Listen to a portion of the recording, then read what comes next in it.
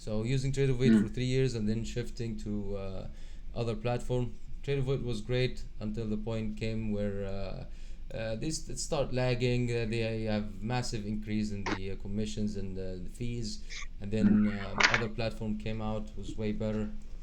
But anyways, we will have a look on Tradeovate once we are done with this part. Yeah. So right now we are looking at the types of values. Just give me a second to adjust this.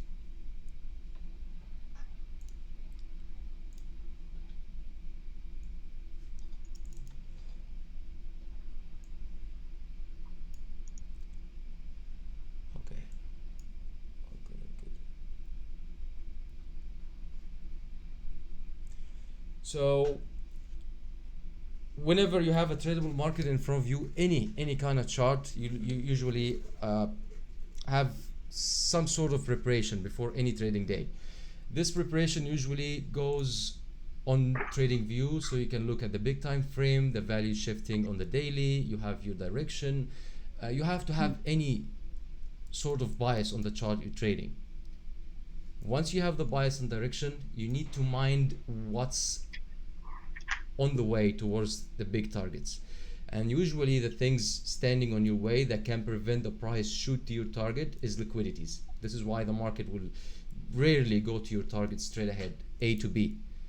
Every day you will come with a plan. You'll see the market giving you a structure, whether with a shifting values or accumulation or short squeeze, something you saw. X pattern confirmation, like what Telina saw on the closing on Friday. He saw a very solid confirmation on the X pattern, and the market closed. He couldn't carry with that market.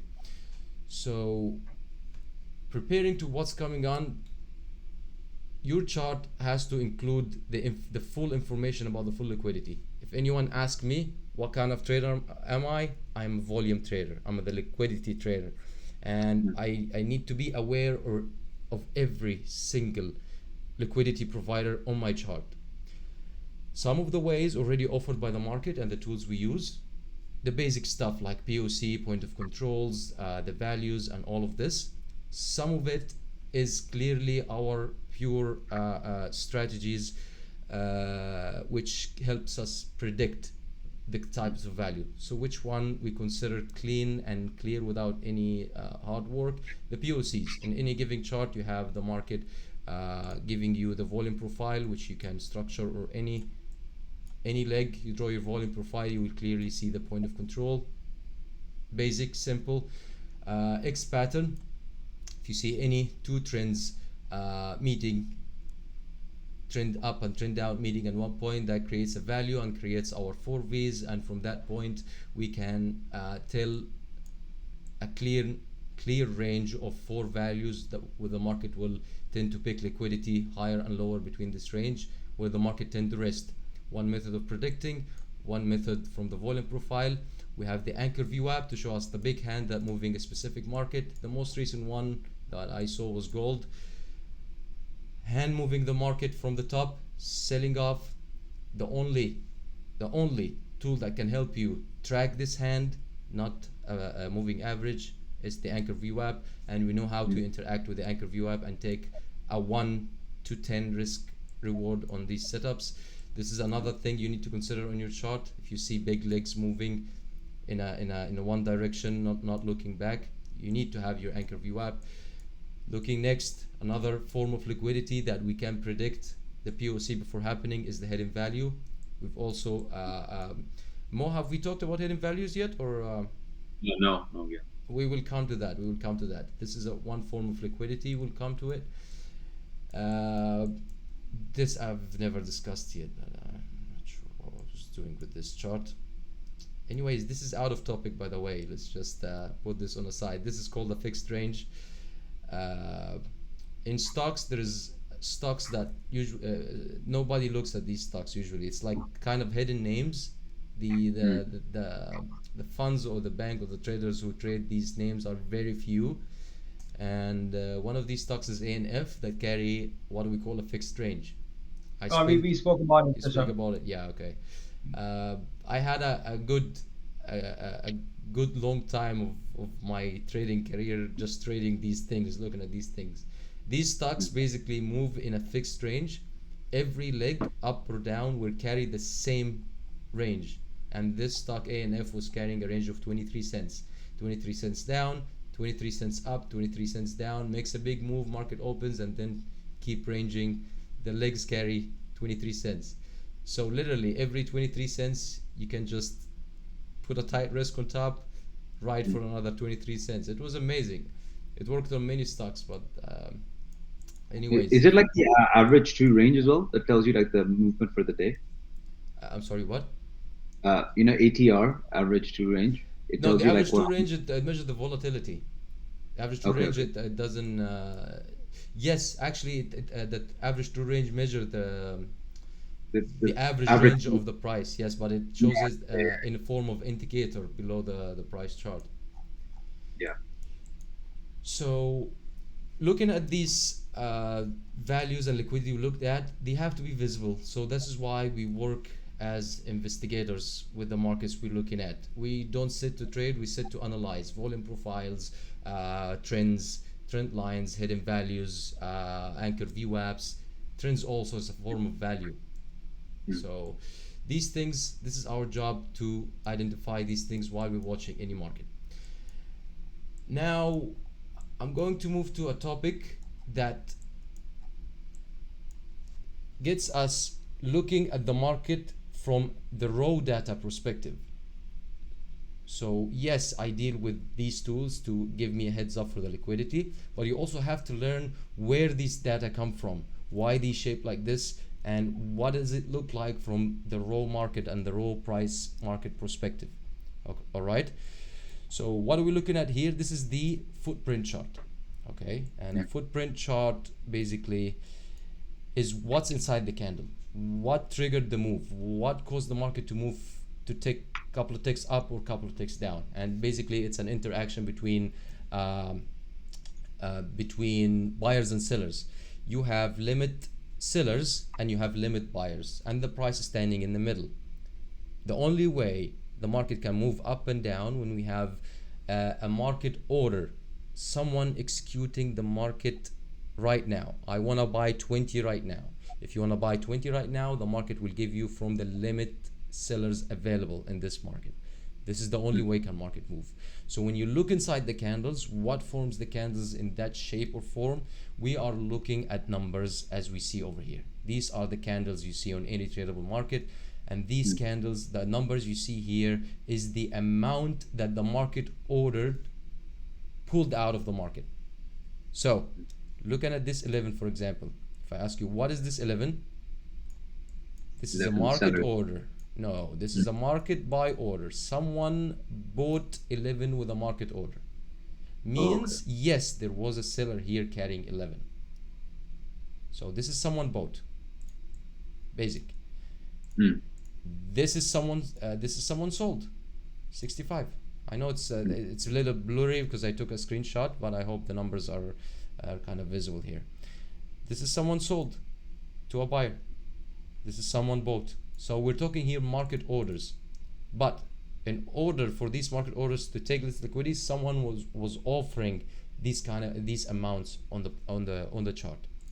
We are looking now at the raw data. This is what's creating the candle and the movements. So looking at this move, let's look at this move in specific, starting from here. Oops. But Hesham, I have a question.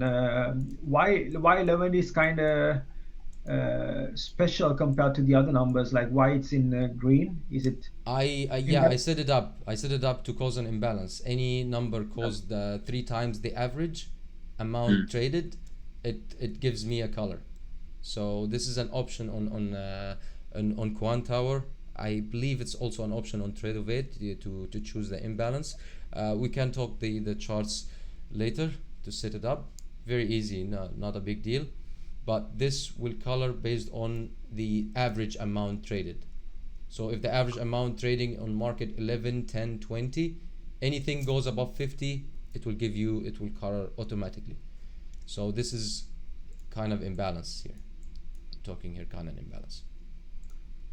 Hisham, on that example where you had 65 and 10, is the 10 the buyers and 65 the sellers, or how does it work on the other side?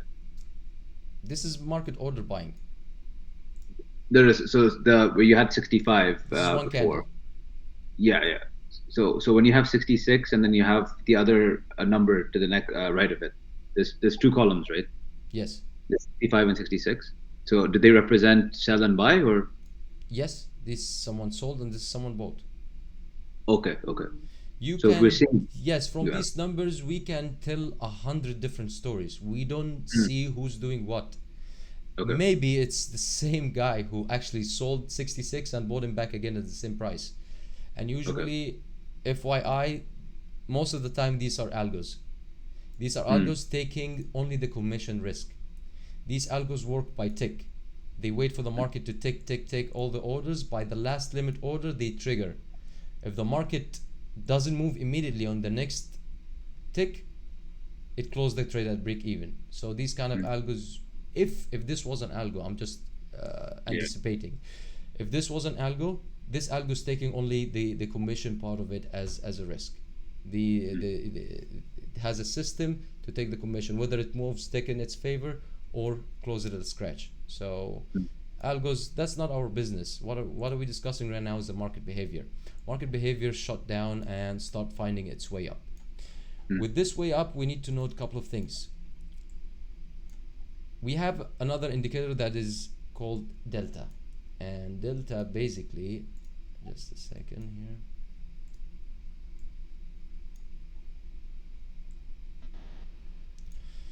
So let me just, okay, the delta here, where's my pen? Here.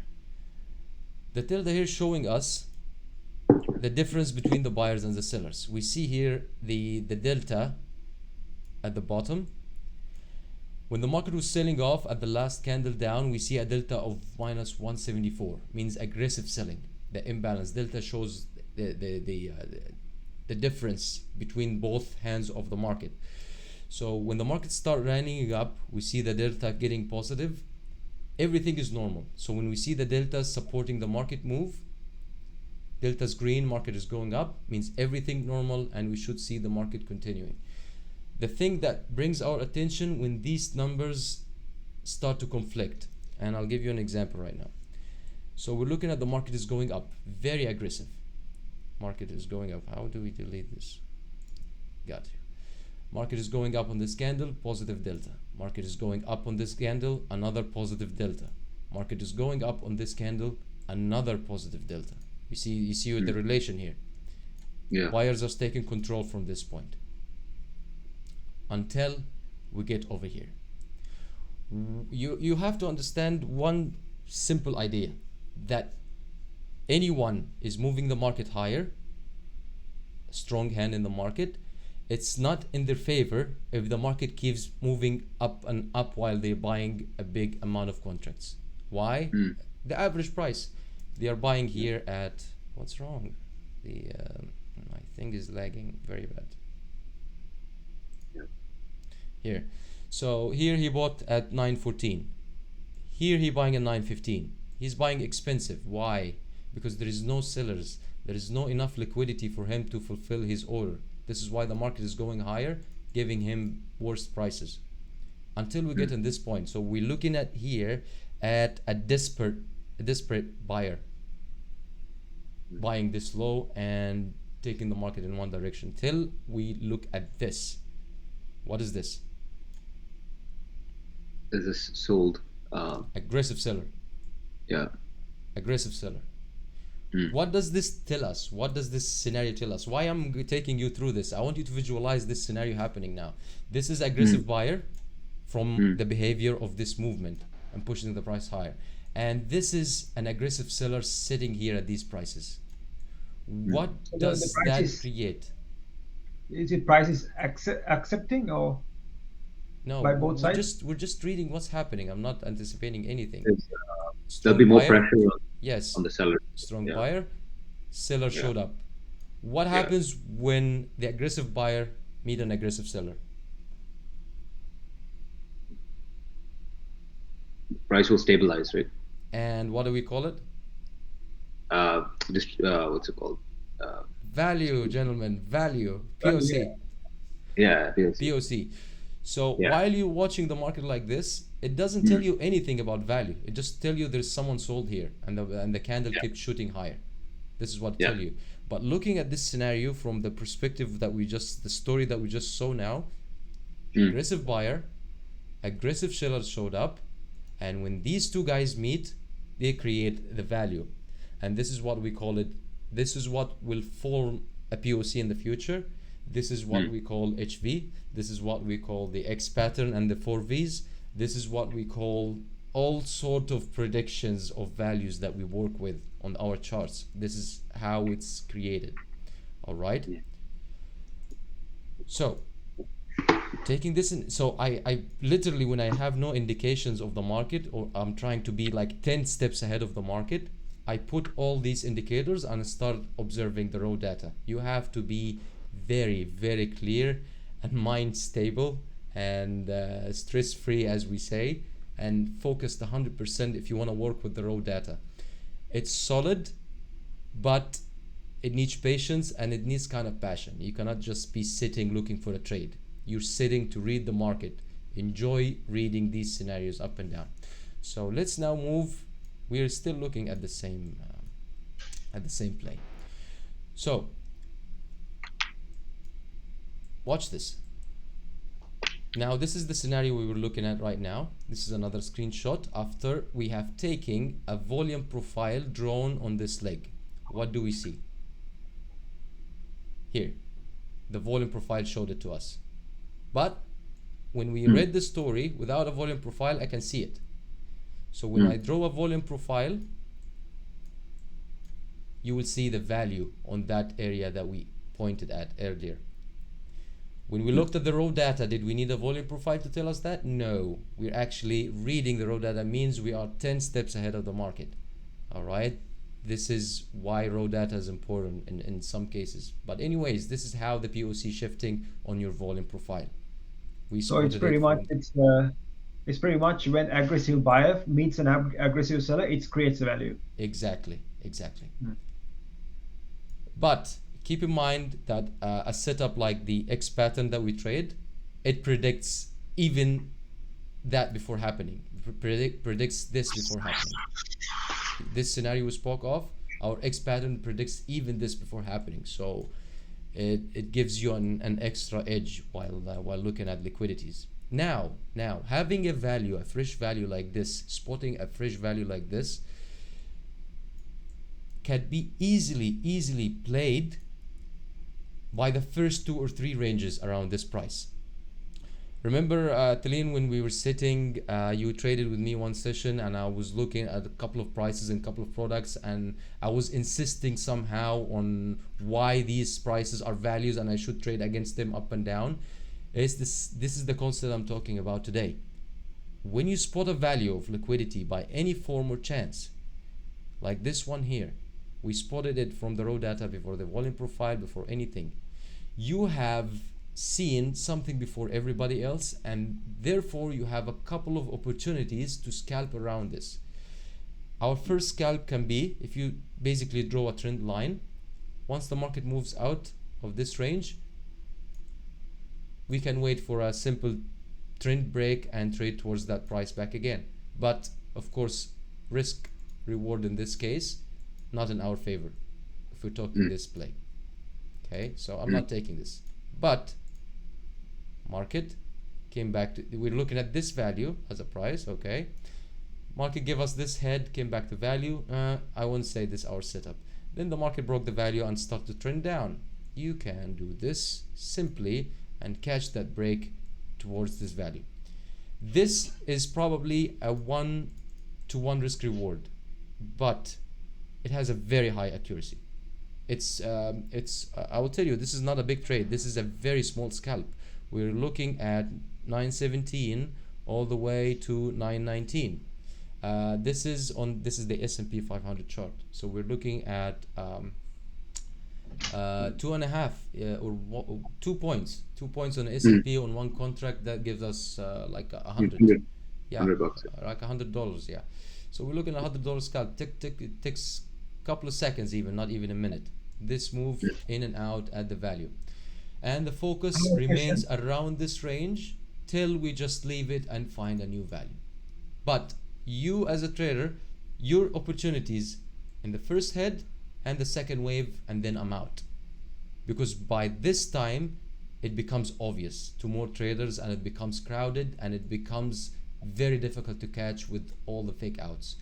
The busier the range, the more fake out you'll see. How many times you will ride on a trade and the market fakes out, takes you out? Happens to me thousands times. And this is the thing, like if I tell you how many times it happened with me, the market takes me out on a one tick and goes in my favor, but I don't feel bad about it anymore.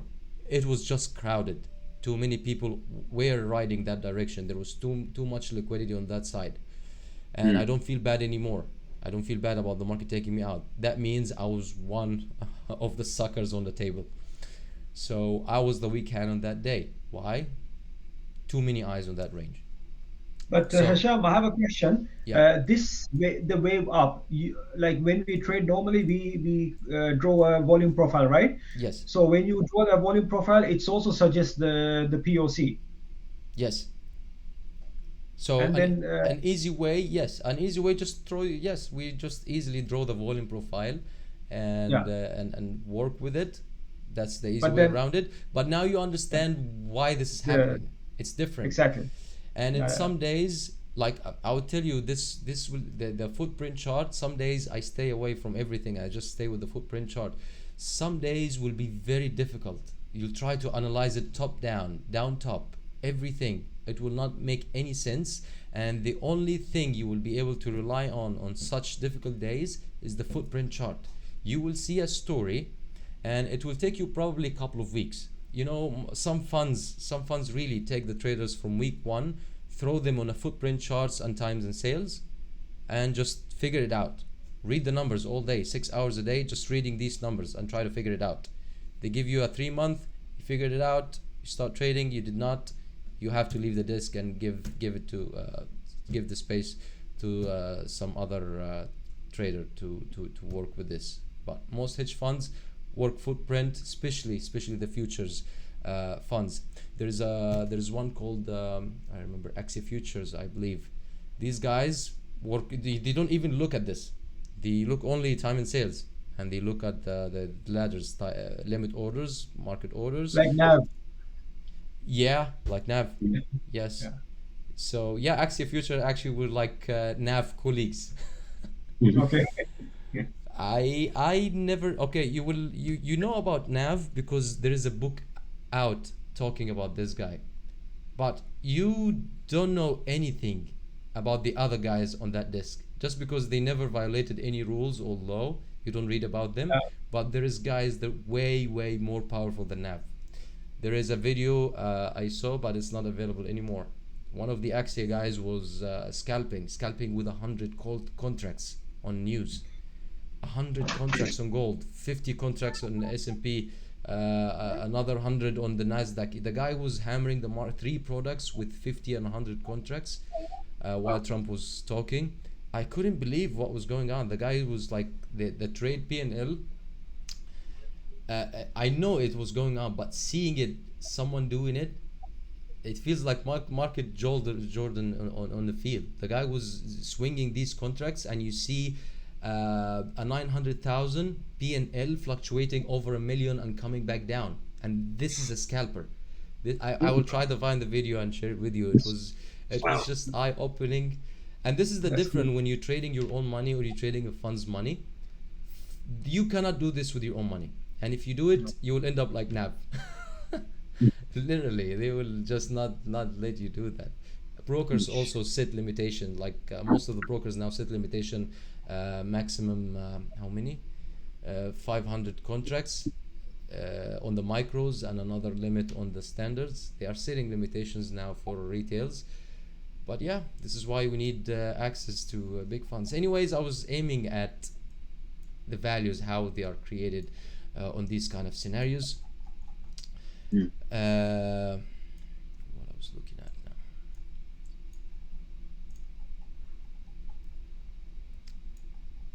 So taking this information, you will go to your platform, try to focus this week to gain on gaining some knowledge, not just trading and doing tasks. I know both of you have got tasks and things to take care of with sizing and risk and all this headache, but meanwhile, while you're doing this work is prepared and literally done in a couple of minutes while you're executing your trades. It's pre-planned already. It's as a click of a mouse once you have everything ready. But really, then the things that you need to work on while the market is running in front of you with your screen time is to gain knowledge and make this screen time efficient. Once you have the time to set up your imbalances, your X patterns, you looked at the anchor VWAP, you're looking at the volume profiles, you have a clear view of the market, there is no harm, instead of sitting on your hand, staring at the screen to do something, open a separate screen, look at the footprint chart and try to read the numbers. It takes practice. My first 2 weeks with this, it was like a big question mark. I know what I was looking for, but it felt like what I'm looking for, these numbers just seems crazy. And day by day, I start gaining a little bit of knowledge, and then it will become like reading a book. It's not a strategy. I can tell you a couple of strategies, the iceberg strategies with the footprint chart, the reversal strategies using the footprint chart, and many strategies. But how I came up to a point that I'm figuring out these strategies, they were never strategies. I just came to a point that I'm reading the chart. I'm reading there's a buyer here met by a seller. I see some other action happening. Therefore, there should be a reaction, does this to the price. So every day you're sitting with these numbers, you are reading a story. Like you're watching a movie, and then the story keeps going on. If you just go away for 5-10 minutes back to the movie, you will feel like kind of lost. This is why we use volume profile to show us what actually happened previously in the market, so we don't miss any kind of information. But if you're sitting 2-3 hours solid on the market, watching the footprint chart, you will see magic. You will see things that indicator doesn't tell, candles don't tell, level 2 don't tell. None of these things compared to reading the footprint chart. Nothing. So this is why meanwhile, just when you set up your chart and everything's set, take some time to read the footprint chart. Moving on. So when we look at the footprint charts, what we need to look at the delta and also the imbalances, right? These two. The delta and the buyers and sellers interaction. See who's taking the liquidity, who's moving the market, what hands are revealing, what hands are creating the value, how the hands pushing higher, like all of these things. When you watch them over and over again, they will make sense. Now I'm moving to the next part, so I don't get lost, because if I start talking with order flow, it will take me 4 more hours. But anyways, by the way, we only have 15 minutes left in the call, so Hesham. Yeah, I will send another link. Yeah. And can you get footprint charts in TradingView, or do you have to get it through like Trade-of-8 or? No, it's Trade-of-8 or Quantower, or the best actually is Jigsaw, but it's paid monthly. So yeah, you have it on Trade-of-8. TradingView is it's considered TradingView for just overnight planning before the market opens, for the big time frame. It's not efficient for execution or these kind of technical things. It's also volume profile is clear on the big frame. To fix the imbalances, you need to change some settings, right? Fix the imbalances on which platform you're using? Quantower, right? Okay. No. It's the default. I'll try to show it before we leave today. Okay. So the market this trading is getting slower. So the first product we're looking at here, I wanted a fresh eye on the market. I didn't want to make any analysis before we meet up. So this is now my analysis on crude. Let me remove these anchor VWAPs so we can have on the big frame.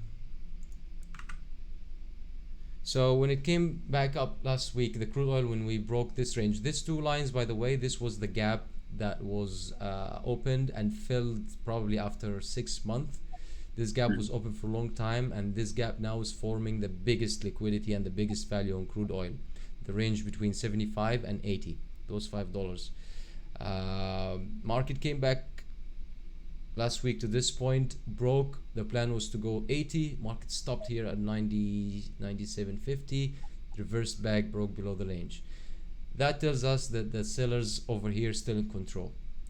We saw a market shifting value consistently from the bottom over here for 1, 2, 3, 4, 5, 6 days in a row, value shifting higher.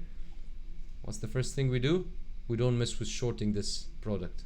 Even though I know there is a strong sellers over here, but I wouldn't ever mess with a short over here. No shorts been taken till we see a day closing with a value shifting lower. So that's my indication. This is a market trending up, and there is a continuation as long as we keep shifting the value higher. Do we have any trade? No, we don't. We just have a direction, and we're waiting for a good scenario to happen. So most probably the market will not cause any short squeeze over here. Why? Logic, just basic logic. If the market comes from this point, in order for us to have a short squeeze, we need to break at least 3 POCs down. We have 2 over here, the third one is over here. Very rare. It could happen. Market just dips down those 3 and this come back up without shifting value. If it happens, I'll be ready for it, but I don't think it will happen. I think the market will just keep pushing to the 80 range this week. That was the last week, never happened, but with this behavior, I will look for crude oil long and stay with it long, not as a trade, just as a directional for the next week till we hit the 80, and I'll be observing the $80 interaction. This is a key price for me. Most probably the market will create a value over here for a couple of days, just like we did over here at the 75. The 80 might give us a very strong value to play around. You look at here, it's uptrend, but if you're actually day trading this, even on the long side, this is so noisy. I've never seen periods of the market range like this, even though the value is shifting higher. But the day itself, the range of the trading day, it's like 6 hours in a row, ranging between 70 or 80 cents. Yeah. This is a day trader killer. This is a scalper killer. If you're scalping for ticks and you see it from like the dome perspective, you're going for a couple of ticks and getting out, then no problem. But sitting down directional here, it's not doable. I looked at it, and this is a market that just need to be more of a scalping style, not where we're looking at. Now we need to look at gold, because this was my main focus. I wanted to look at gold first. So crude oil, direction up, waiting for more information. We're waiting to hit the 80. Anything changes, I would be looking only for buy trades, stay away from the shorts. And the only solid information I took from crude oil chart is do not short crude oil till the value shifts down. Basic simple rule. I don't even need to stress about it. This is gold. Even for scalping as well, Hesham? No, it's not in your favor. When I tell you you have 70%, this is also a psychology thing that you just triggered. This is a psychology thing. Just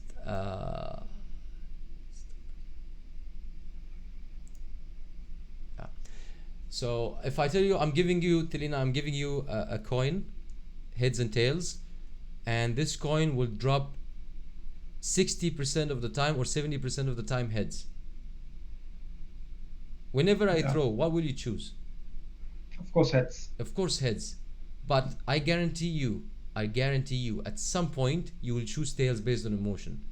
One of these cases, when you have heads, maybe 10 times in a row, you emotionally will go to tails. You will say, it's impossible to hit 11 in a row. There must be tails coming. It cannot be like this. And you'll choose this is what exactly you did now. I'm telling you, the market is directional in your favor, going up 60 or 70%. You going to the scalping side, it's falling into the 30, not in your favor. I would rather myself have a long losing trade rather than thinking about any short, because it's a system.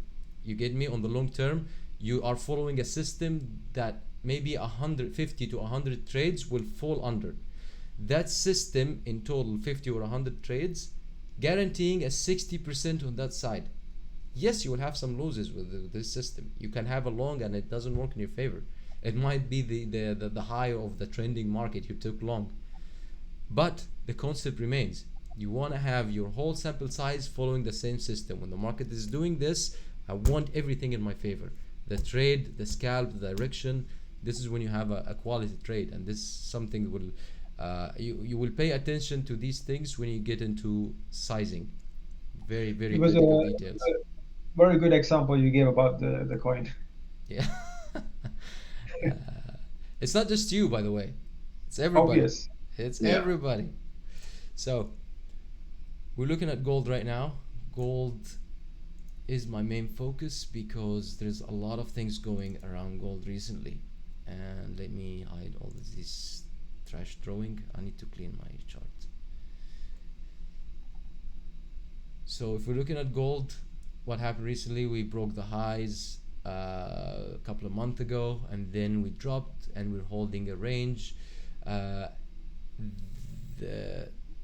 The whole movement from December till today is ranging above the 2000 mark.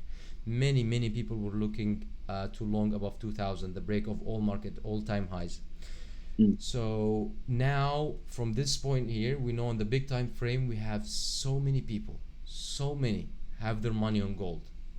Inflation, savings, people trying to shift from real estates, people trying to move the cash, everybody's trying to get on gold, and the trigger was the 2000. So now we know that the 2000 is buyer's heaven right now.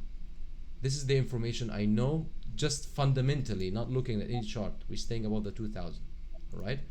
Now, we want the technicals happening on the day to tell us who's doing what on this range. I know people are jumping on the buy, but there's always a bigger hand that actually taking advantage. So what I want to see now on gold is there actually anyone taking advantage of this or no? So breaking this down right now, I'm looking at gold here since this gap up. This gap up came on the contract rolling. When the contract roll, the market gapped up on the new contract. The premium was around $10-15.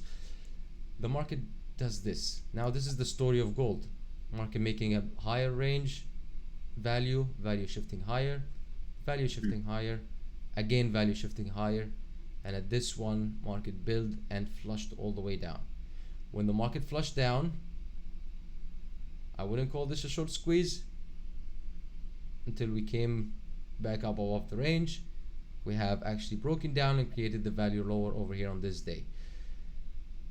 Trended up, value lower, value lower, value lower. What do we see here? This was a strong market until this point. The drop and the shift down. This is a weak market until it proves the opposite. So this is a weak market right now. We do not mess with buying this market at any point. This is a weak market down. Yeah. Okay, this is the first indication I have. I want to see the big hands and what they're doing, what's going on with those sellers who drove the market down. Anchor view up. On the 1 hour chart, yes, anchor view up should start from this top. And we are looking now at this yellow line. Ignore all the other lines. I know it's, let me try to mute it. Let me try to make, yeah. So now also ignore the trend line. We are looking at this anchor VWAP driving the market down. See what happened here? Violation. This is not a confirmation. This is a clear violation for the anchor VWAP. Yeah. And this is something I would like to clarify over here.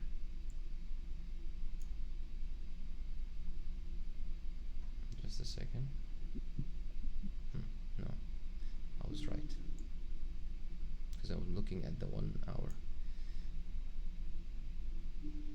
Yeah, we have a clear violation over here, respected all this way down, and then this candle came up. So I want to see my anchor view up from this candle here, because this is the guy who sold off.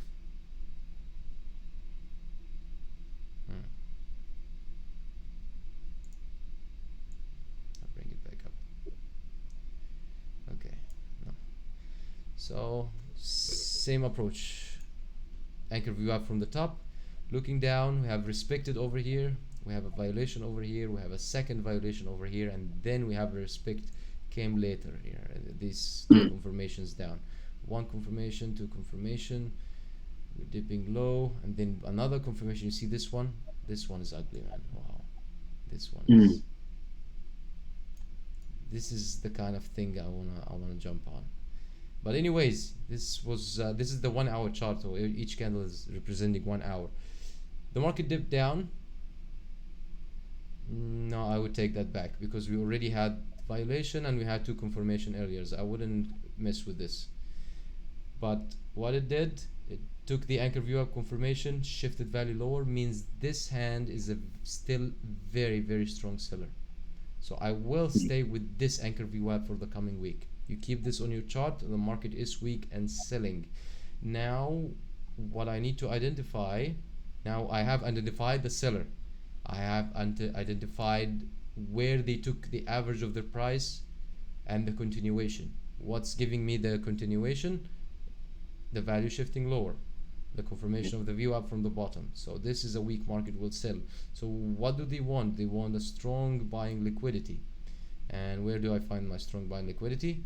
I have my two trend lines over here. I drew this earlier, by the way. This X pattern. It's just the chart is a bit slow. I hope it shows. Yeah. So I have a trend down over here, and I have a very strong confirmations at these trend lines. So I took my time drawing these trend lines, and come on, man, don't do this to me, please. Slow. Okay.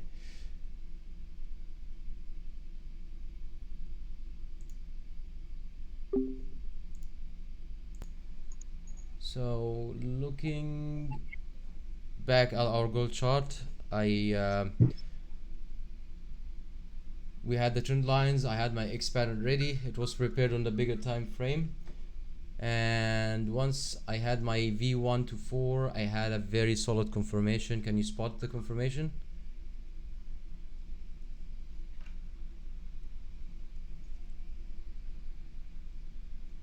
It's very clear. V1. It breaks V1, right? No.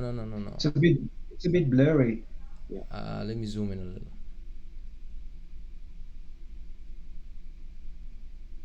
It's blurry and slow. This trading view is unbelievable, man. Oh yeah, it's I can see it over there. There's a confirmation. No, forget the confirmation. We have a very, very strong confirmation here.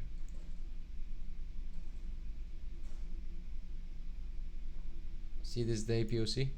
Oh yeah. Okay, this is not my work. This is the market's work, confirming the setup. So when I draw the trend lines, I didn't even wait for confirmation to know if it's right or wrong. The market gave me a solid day that sold off and kept that POC on top of my X pattern. All right. Take these prices, write them down. You can just take a screenshot.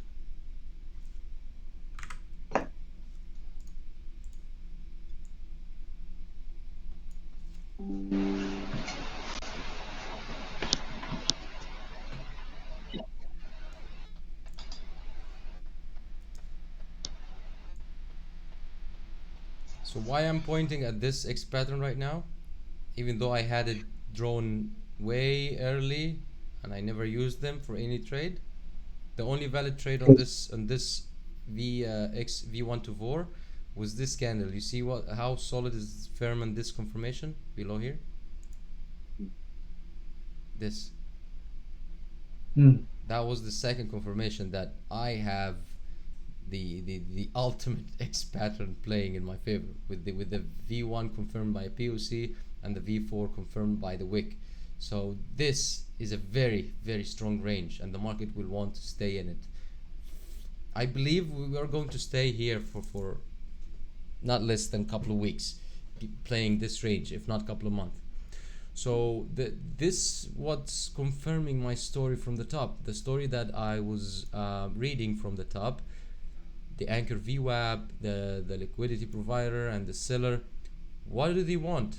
This range. The market now is fighting to reclaim this range back, and we will look to play V1 and V4. So that's the direction now. That's the goal. Do we have a trade? No. This is just planning. We know where is the market doing, what it wants to do, where are we going, and now we have a clear direction. A clear direction on any tradable market puts you ahead of 80% of traders. Just knowing the direction without any trades gives you a peace of mind that I don't need to fight any long, because during this move down, the market will give you all reasons to go long, all kind of reasons from all kind of indicators and strategies and perspective. This is the market behavior on a trend down. Will give you good reasons to go long, and this is what gets most of the traders, the retails. Market is trending down, market give them, hey, this is maybe a bottom, everybody goes long, market flushes. Hey, maybe this is the bottom, everybody goes long, flushes. So you be on the good side, the sell side. That's the direction on gold. If I see any trade, if I see anything that says, hey, we have a long squeeze, I would be happy to take it. If I have a trend line, I will try to look for trend line from the top. This is a homework you can look at. So while this information are staying fresh, try to do some homework with these price ranges and the liquidity we see. So the focus next week, the easy trades will come on gold. This is my focus next week. This is why I wanted to look at gold. I have the range, I have these kind of scenarios. We're reading a very, very clean story. Okay, what's the kryptonite of our story? If the market just decides to do this, okay, yeah, this trend, this can happen. This is one of the scenarios you can predict. Test this trend line and reverse back down. If the market does this scenario without shifting the value higher, you have the ultimate short squeeze. Long If the market does this, shifts the value higher, hands off of this whole play, throw it in the trash. There is no harm in creating a plan and the market doesn't follow it. Doesn't cost money. Good for us. The market will never make you pay for a bad plan or not predicting the market. But we predict the market because if the market gives us a lead that it's following our plan, then you need your all guns blazing in this market. If the market is following the plan that you just draw or one of the scenarios you have anticipated, you have to be all guns blazing by risk, by a right size, by riding towards solid targets, not being the weak hands in any market. So if this market, for example, this market is giving you a move all the way down to V4 and the only risk available is above here, you cannot oversize. You need to reduce your size to the minimum that can guarantee you not violating your risk, so you can stay in the trade as long as possible. I want you to know one thing. Most of the time, catching the strong trades relies on the low size. You get my point? The low size will guarantee you riding the trade even if the market fakes out. From many lessons I learned in the market, if I have such big risk, I will not go aggressive with my risk from the first interaction. I will go scaling in and have a feeler. Market goes a little bit in my favor, I will have another feeler and I will add on my size till we get to a point that I can actually rely on adding size. I will do that on the way. But from beginning, I'm talking about a case like this when you have a big risk on the trade. You cannot put size, you cannot violate your own risk plan for the sake of this move. Even though you have the direction, you have the setup, you have everything, risk comes first. In fact, reduce the risk because the market will tend to fake out the weak hands before you get the direction. This is the market behavior. But Hesham, just a quick question here. So, if you were looking to trade the X pattern, you would want it to break V1 next week, right? You would want it to break V1 and then consolidate and no, reject one again, right? Is that how you want? I'm not looking for it to break V1. The target at the moment is V1. Which is V1 the bottom or the top? Sorry. V1 the top. Okay, okay. The Why target is V1? Why the V1 is the target? This. Why? Because Because it's the it's first broken the trend liquidity. Yeah, it's the It's the first first- block. yeah. It's first block on your way. Yeah. This has the highest priority. V2 has the second highest priority, and then V3 and V4 is the lowest priority on your target levels on any It chart. can also bounce. It can also bounce a lot from V1. It can bounce, definitely. I'm actually expecting a bounce out of V1. That would be a very good scalp. If you're someone sitting watching the market at V1, this is one strategy you can play. Someone else, so we have, see what's happening here. We have a same ground, we're looking at the same information, we have the same market perspective on the liquidity in front of us. Everyone will tend to play it from a different perspective. Someone can find a short on the way. Someone can get the bounce out of V1. Someone will wait for the market to break V1 and give a confirmation below and ride it towards V2. Someone can wait to V4 and ride the bounce all the way to V1. Many ways can be played based on what the market gives us.